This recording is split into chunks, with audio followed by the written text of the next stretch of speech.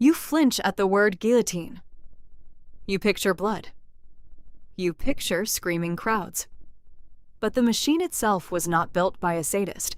It was built by a doctor who wanted to stop suffering. That sentence sounds impossible. It is not. Go back to France, the late 1780s. Executions were a public spectacle, and they were not equal. If you were wealthy or noble, you might die by a clean sword stroke. If you were poor, you might be hanged slowly, or broken on a wheel, or burned. The method of your death depended on your birth. Pain was a class system. A physician named Joseph-Ignace Guillotin found this unbearable. In 1789, he proposed to the new National Assembly something radical: one death, the same for everyone, delivered as fast and painlessly as science could manage. He wasn't asking for cruelty. He was asking for equality, applied even to death. Guillotine didn't design the machine himself. He argued for its principle.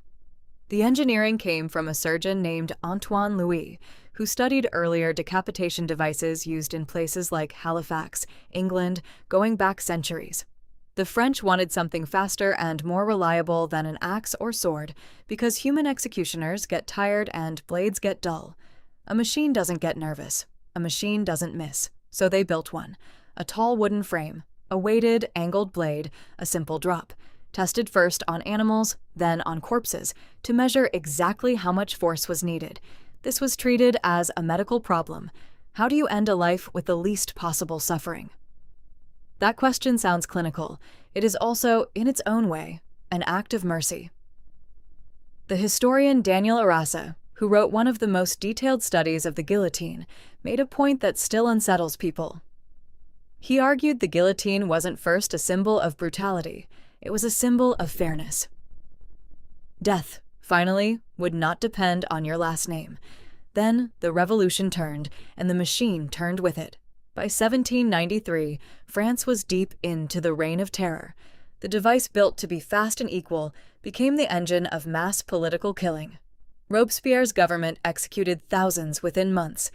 The guillotine, once an answer to suffering, became a public ritual, watched by crowds the way people once watched a parade. Why would people watch this? Psychologists who study public violence point to something uncomfortable. Watching state-sanctioned death together can create a strange bonding effect. Crowds who watch as one feel the line between us and them, reinforced in real time. The guillotine wasn't only killing individuals, it was performing a story about who belonged inside the new order.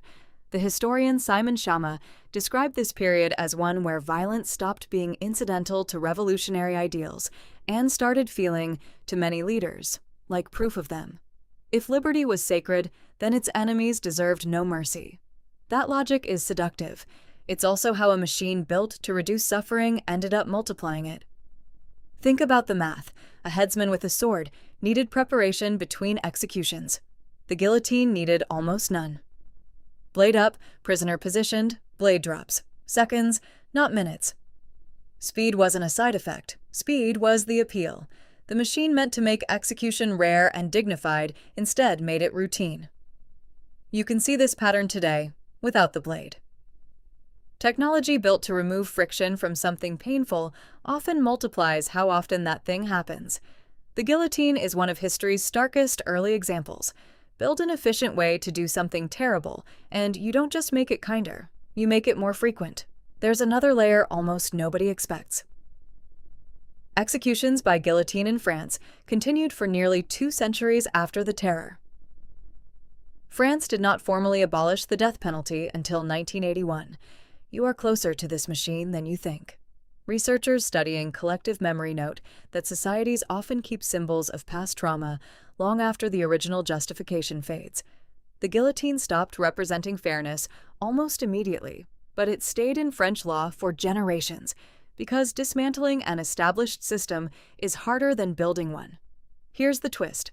The guillotine, the most recognizable symbol of revolutionary terror, was never designed by anyone trying to terrify.